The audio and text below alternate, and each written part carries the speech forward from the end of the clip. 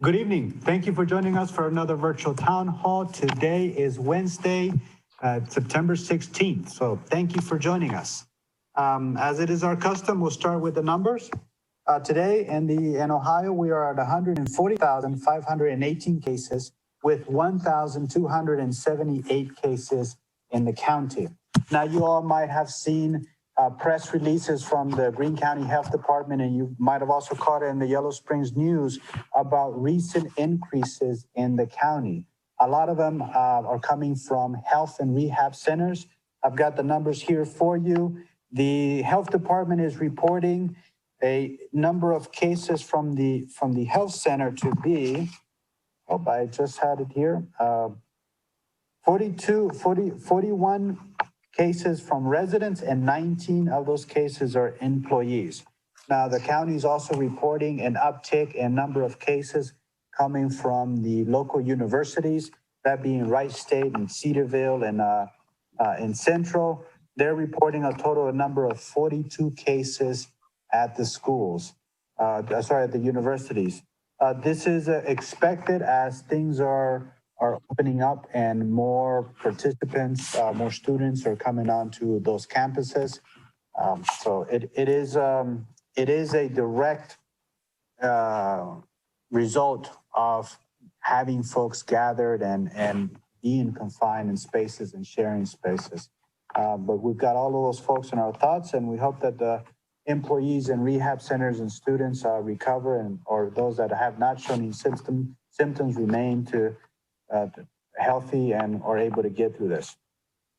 In the village, today we're at 3 cases in the village, and we're hoping that one of these cases is coming off the list as soon as their 14-day quarantine is up in the next 2 days.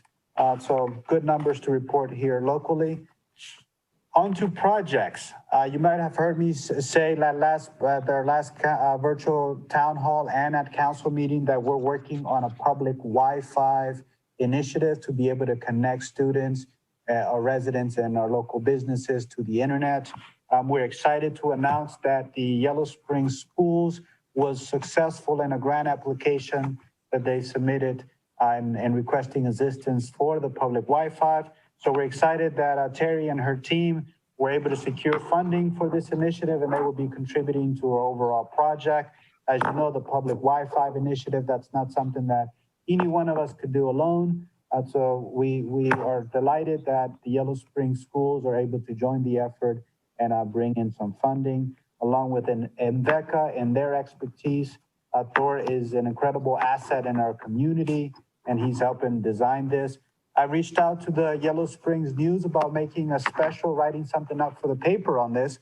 So we'll be working on an extensive story about the benefits of public Wi-Fi in the downtown area and what are the solutions that we're hoping to bring to our residents with that initiative.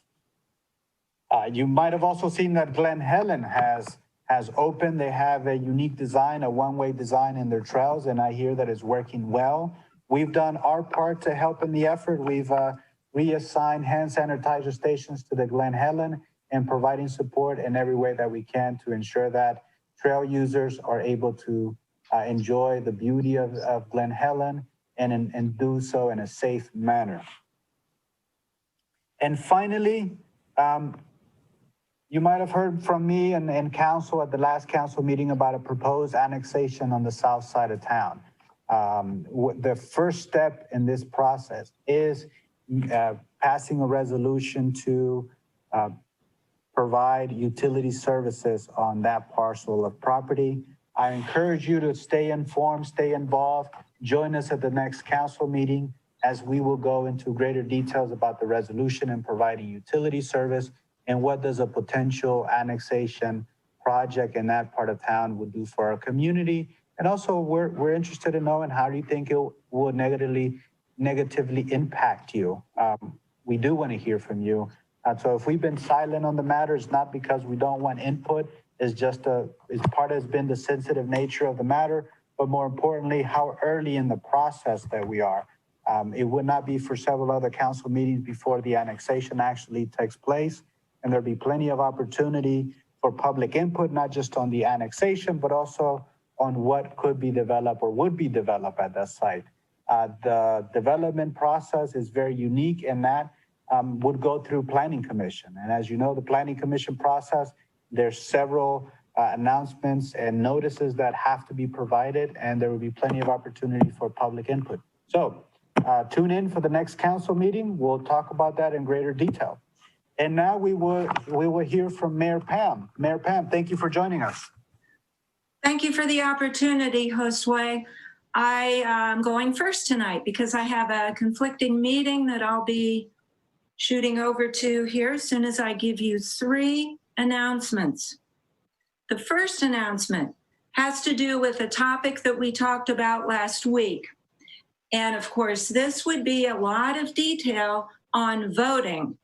I'm not going to go into all that detail this week. Instead, I'm going to ask Philip from Channel 5 to put up one slide on the screen in front of you now, because I would like to reference the video, the 10-minute video, which was premiered on Channel 5 last week.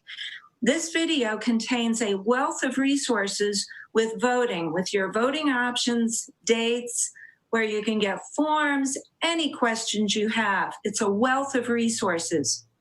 But the only question I'm going to ask you, which I asked you to think about last week, is what is your plan for voting? The importance of having a plan. Are you going to be one of the folks that requests an absentee ballot? Are you going to be one of the folks who goes to the almost a full month of early voting dates at the Board of Elections on Ledbetter? Or are you going to be one of the folks who goes the day of? Obviously, you have your own personal decisions to take into consideration as you make your plan. But the important thing is that you have a plan. And when you looked at that slide from the village of Yellow Springs, that blue slide that was just up there, you'll notice that there was a link about halfway down. And that link says, important, well, it's on this particular slide, it's at the bottom center. Important 2020 voting announcement. If you click on that, it will take you to the 10-minute video I just referenced, and all your questions will be answered. So remember, next time I come on and I ask what's your plan for voting, it should immediately pop into your head, barring any other emergency. Thank you. Second announcement. Second announcement has to do with some of the wonderful resources being amassed by the friends at the Yellow Springs Community Foundation, the friends who have taken over from, I would say day 1, but it's more like day 13, March 13th, when the Community Foundation, along with village leaders, stepped up and started dealing seriously with the issues presented to the village by COVID-19. On September 26, slide number 2, on September 26, there's going to be a little free pantry fall food drive. You'll have 2 opportunities. This isn't the clearest of slides. I apologize for that. It's the format that it came to me, in which it came to me. But it's in the paper, and it will be on Facebook, and it also will be posted on our village site and our village Facebook site. On September 26th, we're having a village-wide food pantry, food drive for our little free food pantries. The one that's on Dayton Street, the newer one, that's halfway down there as you enter the village. Look on your right there by the little welcoming park. There's a little free food pantry there. And then, of course, there's the older one that's behind the Presbyterian Church. On Saturday, September 26th, from 8 until noon, you can drop off any non-perishable food item contributions at the Yellow Springs Farmers Market out at Antioch Midwest. And then in the afternoon, from 1 to 4, you can drop off a bag of non-perishable foods, or heck, take them a can. That would be 1 to 4 at the Yellow Springs Presbyterian Church itself on the Walnut Street entrance. So let's support out our friends and neighbors who are trying to help those in need by contributing to the fall food drive. Sort of hard to say. The third announcement is that Yellow Springs is going to have a dog park, barring any sort of unforeseen emergency, but it's well underway of being organized, and there has been little announcements in the paper. There will continue to be. But I just returned tonight from a meeting I told you about last week, an actual show and tell out at Gaunt Park underneath the water towers as you face west. Beautiful sunset views on land owned by the village there on the west side of the water towers. There are efforts underway, well underway, to create a dog park. So there's a consultant on board from an organization called Wagtown. Get it? Wagtown has a survey they've put out to test the interest of Yellow Springers and folks with dogs, or folks without dogs for that matter. I don't have a dog at the moment, but I love having a dog park. So wagtown.org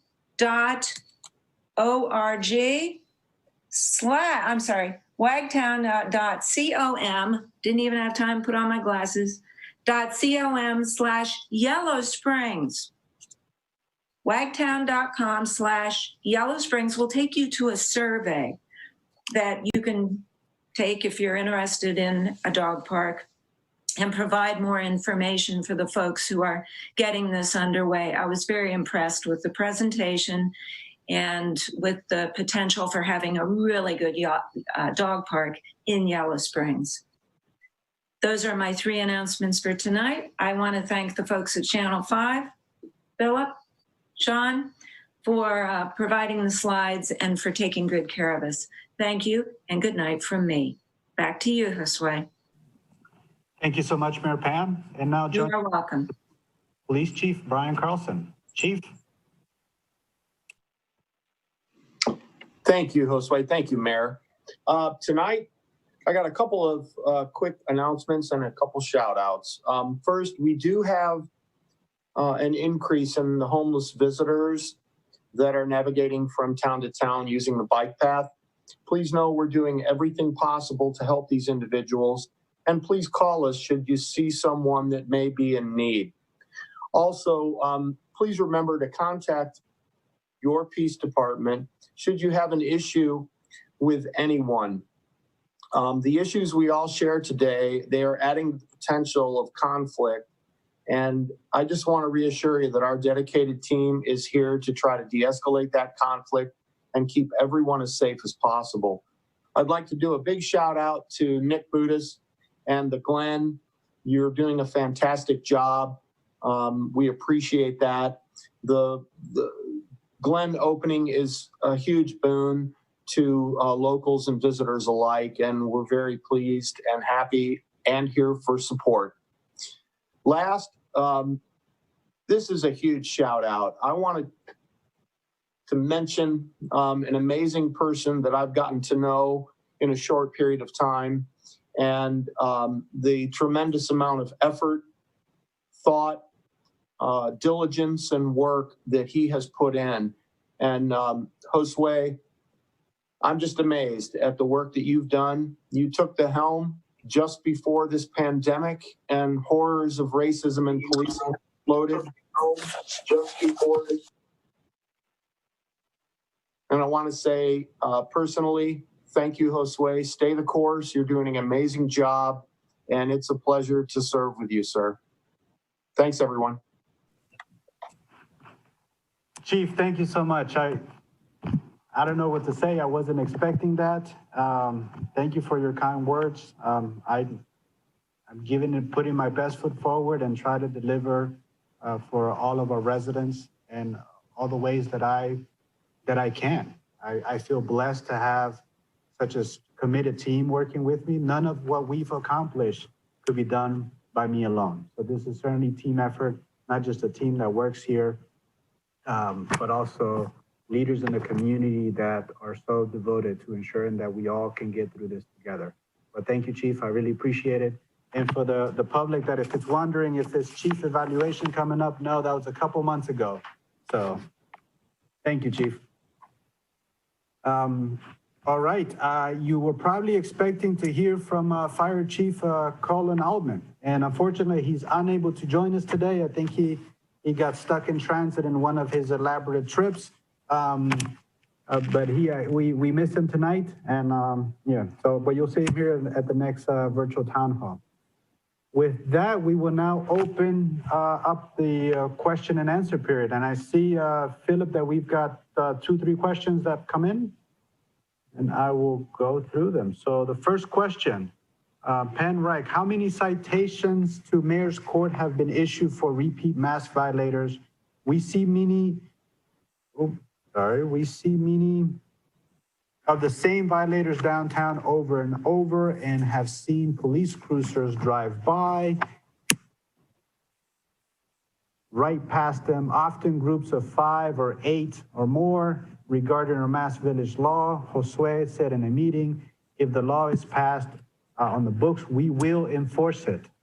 From our perspective, that's very much not happening.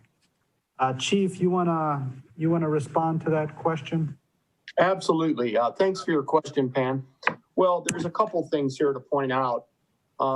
It's easy to observe what you are telling us as you pass through town on a trip 3, 4 blocks, 5 blocks long.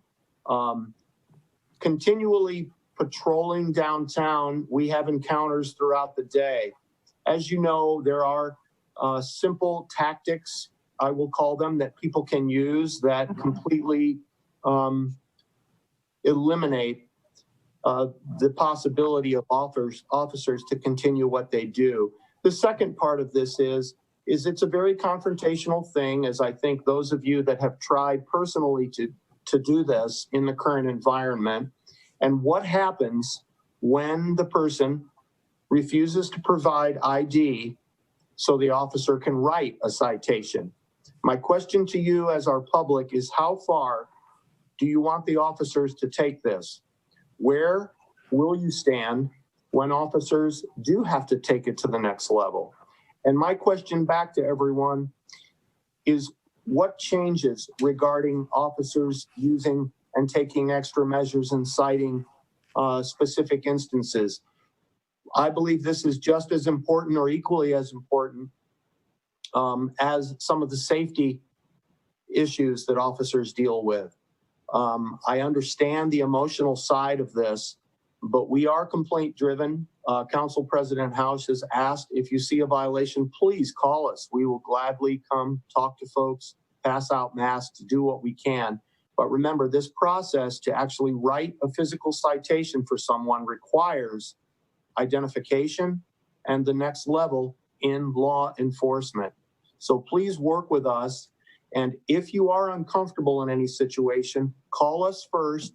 Use your best judgment to avoid those people that aren't protecting themselves in the way that we feel they should. Thanks so much for the question, Pam.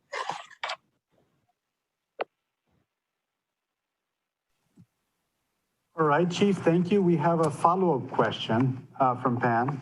We've seen no reports of mass violators calls to YSPD within the police report and our Yellow Springs newspaper.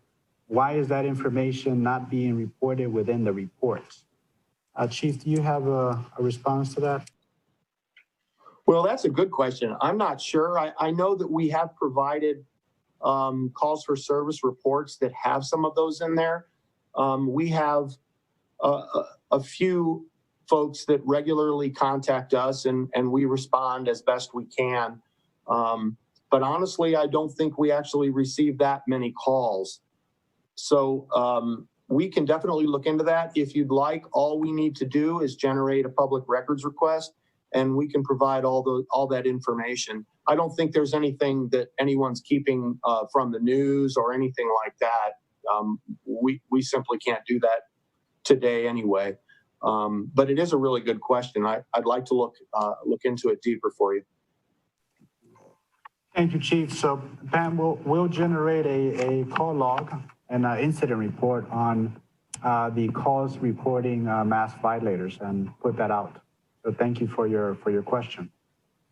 I see there's there's a statement.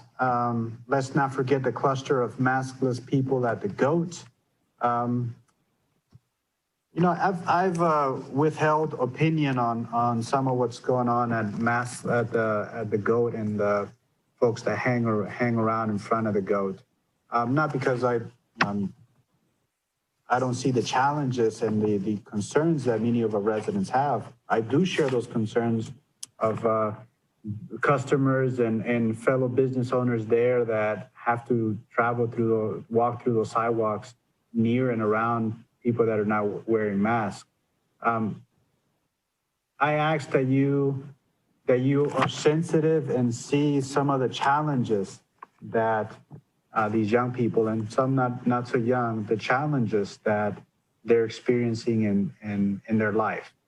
Not all of them, but some have some significant challenges: access to food, homelessness, and mental health concerns going on. So I ask that we all are sensitive to what's happening there. And for many of those folks, the mask is simply just not in the forefront of their thoughts and what's happening in their lives. Not to say that it is okay to not wear a mask. On the contrary, I encourage them all to wear a mask, and our officers have been very compassionate to reach out to those individuals, provide masks. I've personally have seen Chief Carlson out there engaging with those individuals and providing food cards for Tom's Market and just helping them get by. So it's a major challenge that we as a community have to face together. And we know it's there. We know that a lot of folks have a difficult time in life and finding a way out of the conditions that they find themselves in. So just ask that we're a little sensitive to that. All right. Thank you. Philip, any additional questions? Okay. I think that's it for questions. We'll wait a couple minutes. I see another question came in from Pam on the citations. We would generate a report of all the encounters related to the mask ordinance and report that out to public. If not in the next couple of days, certainly by the next town hall meeting. Yeah, Josue, I just put that records request into the records department. Okay, excellent. Thank you, Chief. Thanks.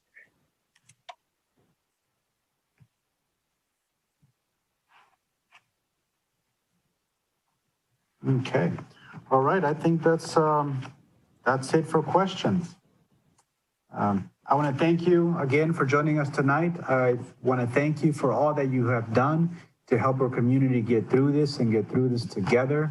There's so much more for us to do ahead. We don't see an end in sight for this pandemic. We all have heard about a vaccine that is scheduled to be released November 1st, just coincidentally a few days before election. But I'm hopeful that we will have a vaccine soon, and something that will be tested, thoroughly tested, for the public to have access to. So hang in there. Please continue to practice all the basic protective measures to ensure your safety and the safety around those around you. With that, I want to wish you a good night. Thank you for joining us.